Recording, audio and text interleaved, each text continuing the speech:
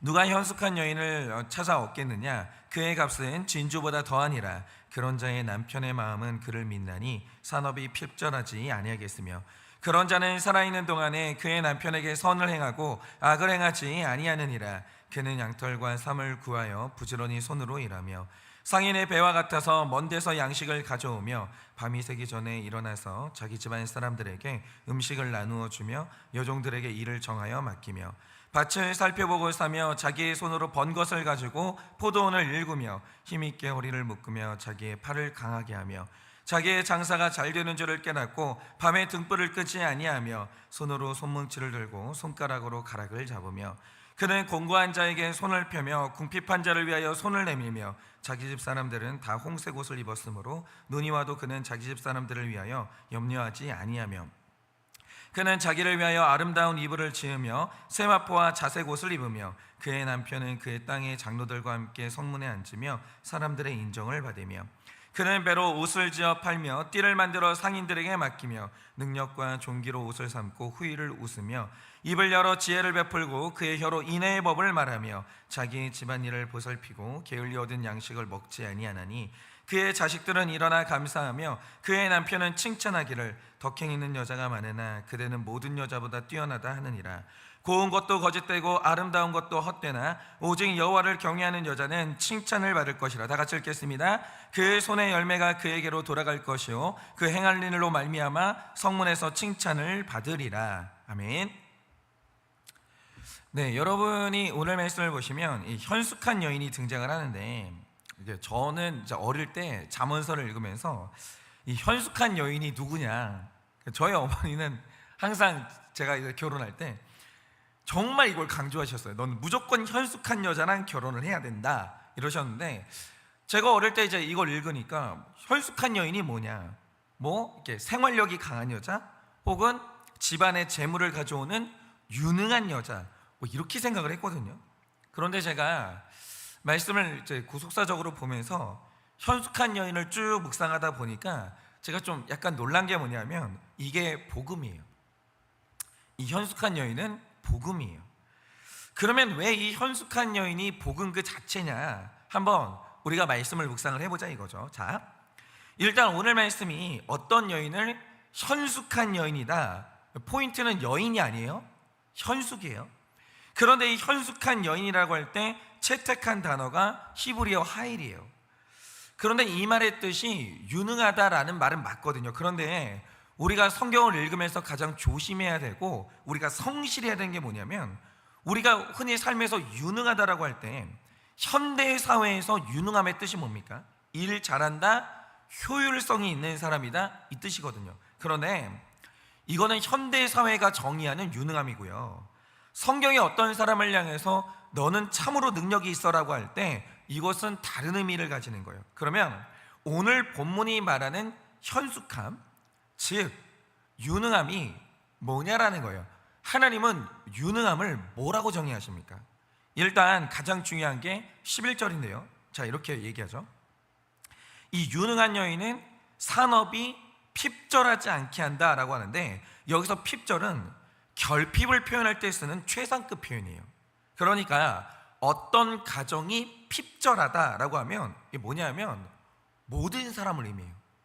그 집안 사람들 모두가 다 배고프다, 모든 사람이 먹을 게 없다, 다 가난한 집안이다, 이 뜻이에요. 그러니까 오늘 말씀이 말하는 게 뭐냐, 현숙한 여인이 그 집에 있으면 핍절함이 없다라는 거예요.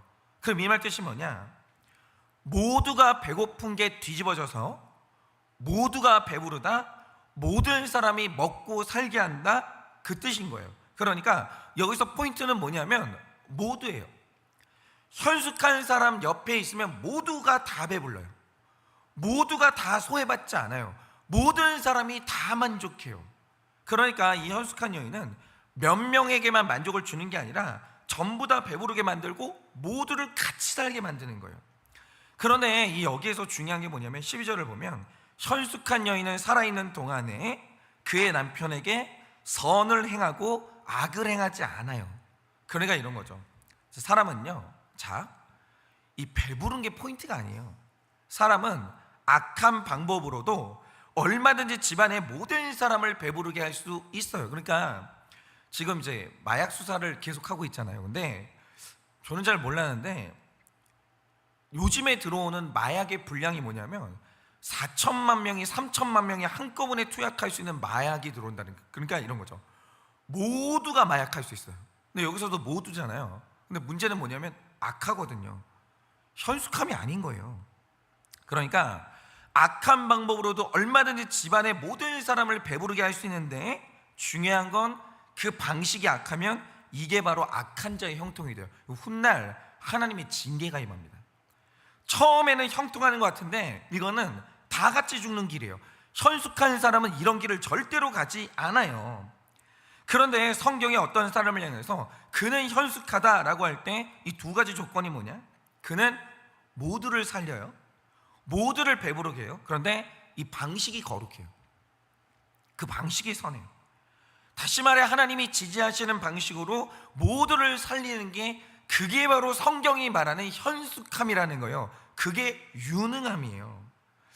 그러네 이제 구체적으로 한번 들어가 볼게요. 성경에 이런 사람이 있냐라고 하면 저는 바로 그 사람이 다윗의 아내였던 아비가일이라고 생각을 해요. 왜 그러냐? 한번 들어보세요. 이 아비가일의 이야기는 사무엘상 25장에 나오는데 원래 아비가일은 그 지역에서 양을 키우는 나발이라는 사람의 아내였어요. 그런데 이 나발은요 현숙함이라는 개념하고 완전히 반대편에 있는 사람이에요. 지극히 우매하고 지극히 악한 사람이었거든요. 왜냐? 이걸 알려면 사무엘상 25장의 좀 배경을 아셔야 되는데 이때 다윗이 한창 사울에게 핍박을 받으면서 쫓기는 중이었어요. 그런데 이때 다윗의 목숨을 마지막까지 지켜줬던 사람이 사무엘이거든요. 그런데 이때쯤 사무엘이 죽게 됩니다. 그러니까 다윗의 방패막이 사라지는 거예요. 그러니 더 이상 유대 땅에 머물 수가 없는 거예요. 다윗이 피해야 되는 거예요. 그래서 다윗이 이때 바란 광야로 피신을 하거든요. 그러네 이 다윗의 특징이 뭐냐면 이 사람이 목자의 심정을 받은 사람이기 때문에 다윗이 만약에 어디를 간다 그 장소에 하나님의 공도와 의가 정착을 하면서 그곳이 안전해져요. 사람이 살만한 곳이 되는 거예요. 그러니까 다윗이 가는 곳에 치안이 안정이 되는 거죠. 그런데 이런 다윗이 사무엘상 25장에 가면 바란 광야로 가거든요. 그리고 다윗이 그 지역을 관리하기 시작해요. 악한 일이 일어나지 못하도록 막아서기 시작하는 거예요. 그런데 이러니까 이 바란 광야에 도둑대가 침범하지 못하게 되면서 굉장히 여기가 안전한 장소가 되는데 바로 이때 나발의 양떼가 다윗이 관리하는 이 지역에서 머물고 있었어요. 그러니까 일어난 일이 뭐냐? 이 다윗의 보호 아래서 나발의 양떼가 확 늘어나 버린 거예요. 그러니까 이 양떼를 키우는 사람에게 추수하는 날은 양털을 깎는 날인데 이날 완전히 대박이 나요. 그래서 나발이 너무 기분이 좋아가지고 잔치를 하는데 그럼 보세요. 나발의 종들도 아는 바 성경에 그렇게 나와요. 나발의 종들이 다 알아요. 나발의 양떼가 늘어나서 부자가 됐는데 이 1등 공신이 누구냐? 나발이 아니에요. 이 지역을 안전하게 지켜줬던 다윗이라는 거죠. 그래서 만약에 나발이 상식이 있는 사람이면 가장 먼저 다윗에게 살해를 해야 돼요. 왜냐? 그날뿐만이 아니라 앞으로가 좋은 거예요. 앞으로가 너도 좋고 나도 좋아요. 살해 한 번만 하면 어려운 것도 아니에요. 이게 현숙함이잖아요. 그런데 이제 다윗이 이걸 알고 있으니까 나발이 양털을 깎는 날 자기 소년 10명을 보내요. 그리고 아주 정중하게 부탁하기를 네가 얻은 것의 일부를 나누어 줄 수 있느냐 정중하게 물어요. 인격적으로 대한 거예요. 당당하게 요구할 수도 있는데 그런데 나발이 멍청한 사람이에요. 이 사람은 현숙함하고는 아무 상관이 없는 사람이에요. 반응이 뭐냐? 내가 가만히 들어보니까 다윗이 자기 주인한테서 도망친 종이라고 하던데 내가 왜 내 먹을 걸 그 인간한테 주냐? 차라리 먹을 게 있으면 종들에게 주겠다 이러면서 모욕을 하고 다윗의 소년들을 쫓아내요. 그러니까 뭐냐면 혜택은 얻었는데 막상 나눠주려고 하니까 억울한 거예요. 이게 아까운 거예요. 이게 미련한 거죠. 그러자 이 말을 들은 다윗이 완전히 혈기에 사로잡혀 그래서 이때 다윗의 곁에 600명의 사람들이 있었는데 200명은 자기 소유물을 지키게 하고 400명을 선별해서 나발을 죽이려고 출발해요. 다 같이 죽는 거예요. 그러니까 밀어난 사람 하나 때문에 다 죽는 거예요. 다 죽는 날. 그래서 만약 이대로 나발의 집에 그날 다윗이 도착을 했다, 나발의 집 사람들은 핍절, 다시 말해 다 죽었을 거예요. 다. 그런데 중요한 건 이유가 뭐가 됐든지 간에 하나님이 살인을 미워하시거든요. 그래서 나중에 다윗이 피를 너무 많이 묻혀가지고 성전 건축을 못해요. 그래서 만약에 다윗이 이날 나발과 그 식구들을 다 죽였다, 다윗도 하나님께 버림을 받으면서 사울과 똑같은 최후를 맞이했을 거예요. 그러니까 밀어난 사람 곁에는 가면 안 되는 거예요. 이런 사람하고 결혼하잖아요. 완전히 핍절해요.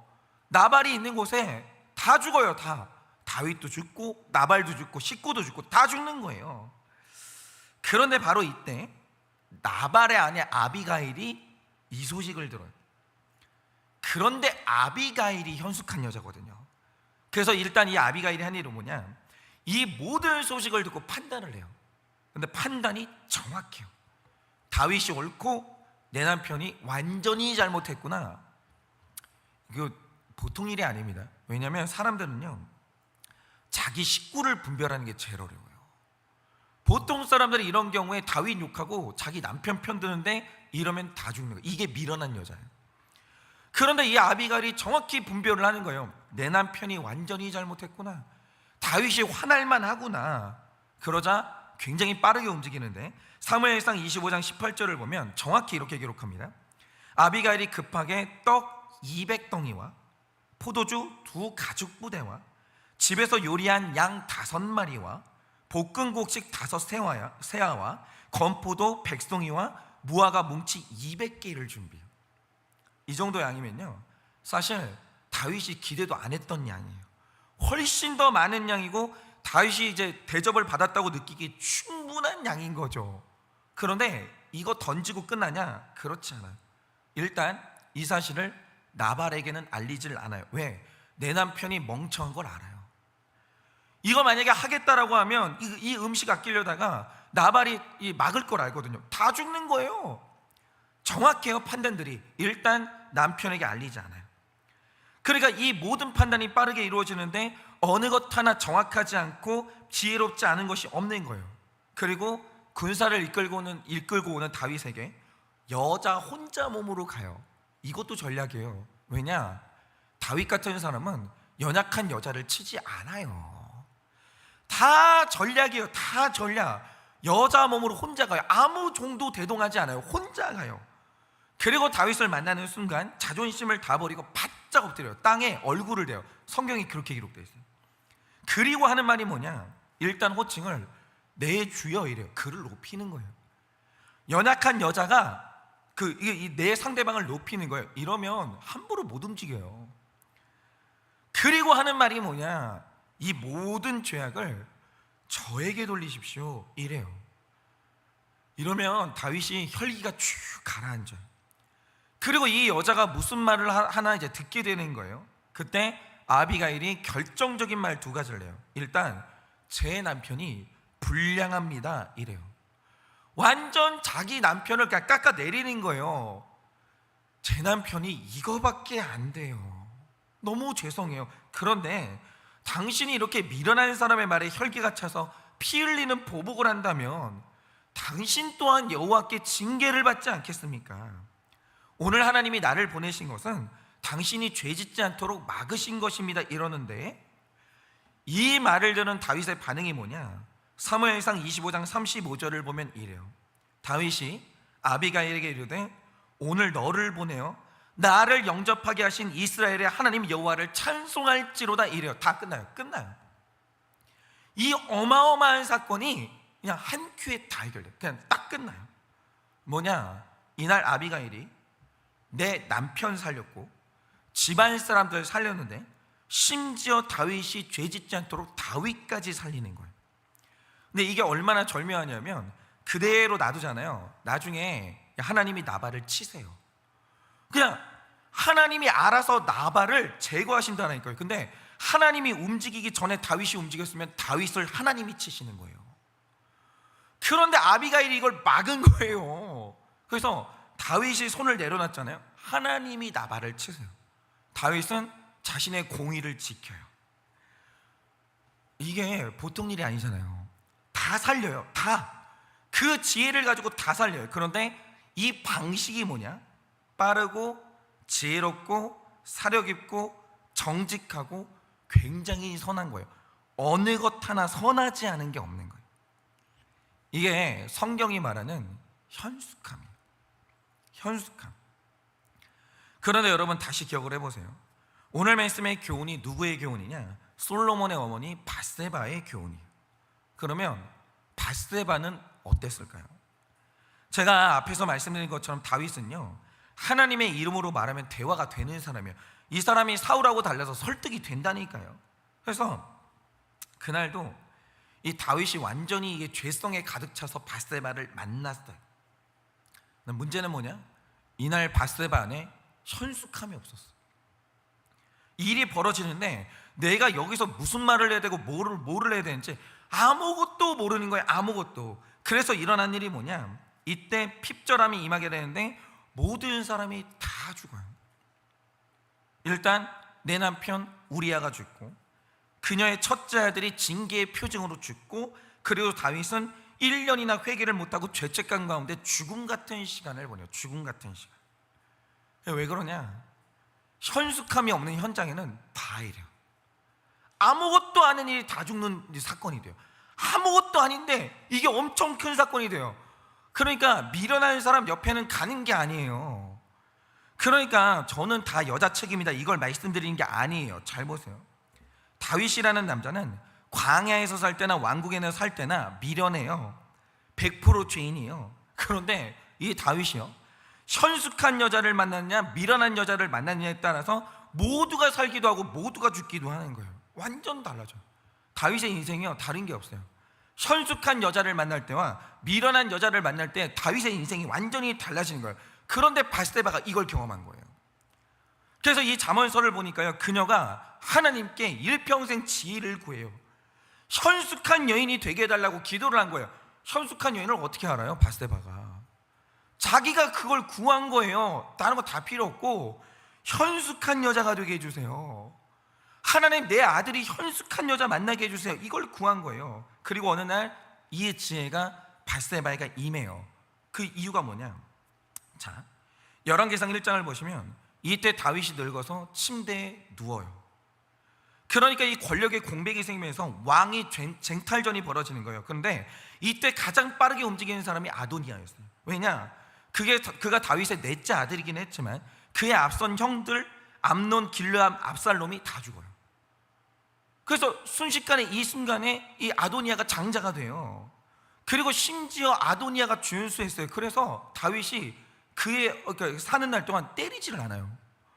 너무 준수하고 말을 잘 들으니까 안 때려요. 그러니까 눈치를 보던 군대 장관 요압과 대제사장 아비아달이 아도니아 지지를 선언해요. 그러니까 이대로 갔으면요, 아도니아가 왕이 되면서 솔로몬이 죽게 되는데, 중요한 사실이 뭐냐면 솔로몬은 장차 예루살렘 성전을 건축할 사람이에요. 죽으면 안 돼요. 그런데 문제는 뭐냐면 아도니아가 왕이 되게 생긴 거예요. 그럼 죽어야 돼요. 그런데 이때 솔로몬을 살리고 하나님의 계획까지 일으켜 세운 사람이 누구냐? 그게 밧세바예요. 그게 밧세바. 한때 미련했던 밧세바가 이 모든 걸 지켜내요. 그러면 어떻게 그렇게 했냐? 밧세바는 다른 걸 안 했어요. 모든 상황이 아도니아에게 유일하게 흘러가자 그녀가 나단 선지자와 함께 다윗의 침실로 들어가요. 그리고 한 게 뭐냐? 왕이시여, 솔로몬을 다음 왕으로 세운다고 하셨던 하나님의 언약을 기억하십니까? 이래요. 실제로 이 언약이 있었거든요. 그리고 옆에서 나단 선지자가 맞다고, 하나님의 언약을 기억하셔야 된다고, 그러면서 이 언약이 있었다는 사실을 또 확인을 해줘요. 그러자 다윗이 기억을 해내요. 그렇지, 하나님이 나의 다음 왕으로 솔로몬을 세우셨지, 그를 통해 성전을 건축하신다고 하셨지. 요거를 다윗이 인본적이어가지고 그때 아도니아를 왕으로 세우고 싶은 거예요. 육적 장자죠, 너무 준수하죠, 흠잡을 데가 없었죠. 사실은 아도니아를 왕으로 생각하고 있었는데 이걸 기억을 해내요. 하나님과의 언약을. 그리고 그날 솔로몬을 왕으로 승인을 해요. 이게 뭐냐, 이날 밧세바는 빨랐고 정확했고 방법이 거룩했어요. 그 방법으로 사람을 살렸을 뿐만 아니라 하나님의 계획을 일으켜 세워요. 바로 이게 현숙함이라고요. 현숙함. 그런데 여러분, 이 현숙함이 왜 복음이냐? 결국 이 잠언서가 말하는 현숙한 여인이 예수님이거든요. 예수님의 십자가가 뭐예요? 왜 십자가를 던져요? 구원이라는 방법을 말하면서 왜 십자가, 왜 자기가 죽어요? 결국 의와 공도인데 공격하지 아니하고 복수하지 아니하고 오직 사랑과 희생과 용서함으로 모든 핍절함을 물리치고 모든 사람을 살리신 최고의 현숙한 여인이 누구냐? 그게 바로 예수님인 거예요. 그게 십자가예요. 이 방법, 이 십자가라는 방법, 내가 죽는 방법을 선택해서 모든 사람을 다 살리는 거예요. 의로운 방식으로. 그래서 결국 오늘 잠언서가 말하고자 하는 현숙한 여인이 누구냐? 그게 예수님인 거예요. 그러므로 결론적으로 이겁니다. 우리가 현숙한 사람 돼야 되거든요. 그러니까 내가 미련한 사람 되면 다 죽어요. 아무도 구원받는 사람이 없어요. 그러니까 신기한 게 뭐냐면 그 집에 현숙한 사람이 있으면 다 구원받아요. 근데 그 집에 미련한 사람이 신자로 있잖아요. 아무도 구원을 못 받, 한 명도 구원을 못 받는 거예요. 그러면 현숙한 여인이 되는 유일한 방법이 뭐냐? 결론은 이거예요. 십자가를 따라가면 되는 거예요. 십자가가 모든 지혜의 정점이거든요. 십자가는 완벽하게 선하고 완벽하게 아름답고 완벽한 능력이에요. 그래서 십자가의 방법으로 나아가면 그것이 바로 오늘 성경이 말하는 현숙함이고, 십자가의 길 끝에서 모든 사람이 사는 역사가 일어나는 거예요. 그러니 머리 쓰지 마세요. 모략을 꾀하지 마세요. 사람의 방법 추구하지 마시고 십자가를 보면 되는 거예요. 예수 그리스도를 보면 되는 거예요. 그래서 십자가를 따라가는 현숙한 사람들이 되셔서 내가 있는 모든 곳에 핍절함이 사라지고 모두가 살아나는 역사가 일어나기를 예수님의 이름으로 축원합니다. 이 시간에 제가 기도하고 축도함으로 예배를 마치겠습니다. 기도하겠습니다. 하나님, 다윗은 바란 광야에 있을 때나 왕궁에 있을 때나 똑같이 죄인이었습니다. 그런데 주님, 이 다윗이 누구를 만나느냐에 따라 모든 사람이 살기도 하고 모든 사람이 죽기도 합니다. 현숙하다라는 것, 하나님으로부터 지혜를 얻는다라는 것은 이렇게 중요한 것입니다. 이 땅에서 잘 사는데도 중요하지만 내 영혼이 구원을 받는데도 현숙한 사람이 없으면 되지를 않는 것입니다. 주님, 우리 가정이 왜 구원함을 이루지 못합니까? 왜 내 주변 사람들 중에서는 구원받는 사람이 없는 것입니까? 왜 내 주변 사람들은 다 죽어갑니까? 왜 나는 이 문제를 해결하지 못합니까? 이유는 내 안에 현숙함이 없기 때문입니다. 주님, 십자가가 무엇입니까? 십자가는 용기입니다. 십자가는 거룩함이고 희생이고 나의 죽음인데 모두를 살리는 지혜의 정점인 것입니다. 그러니 주님, 오늘도 현숙하신 예수 그리스도를 바라보게 하시고 그 뒤를 따라가 우리 또한 현숙한 자가 되어 내가 서 있는 그곳에 모든 사람이 살아나는 역사가 일어날 수 있도록 은혜를 허락하여 주시옵소서. 지금은 우리 주 예수 그리스도의 은혜와 하나님 아버지의 그 크신 사랑과 성령님의 위로하시고 교통하여 주시는 그 역사하심, 오늘도 하나님 앞에 예수 그리스도를 담는 현숙함을 구하여 내가 서 있는 그곳에서 모든 사람이 살기를 원하는 살아가는 모든 주의 종들의 머리 위에 지금으로부터 영원무궁토록 함께 있을지어다. 아멘.